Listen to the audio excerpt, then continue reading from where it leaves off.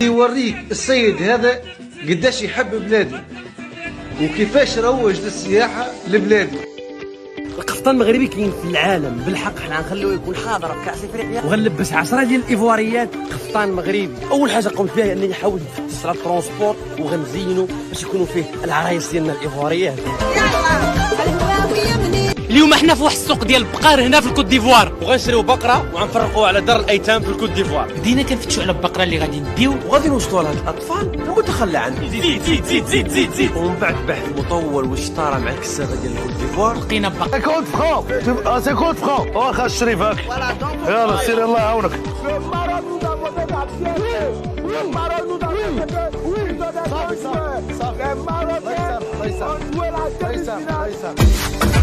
القفطان المغربي كاين في العالم بالحق، حنا غنخليوه يكون حاضر في كاس افريقيا وغنلبس 10 ديال الايفواريات قفطان مغربي. اول حاجه قمت بها هي انني نحاول نفتش على الترونسبور وغنزينو باش يكونوا فيه العرايس ديالنا الايفواريات.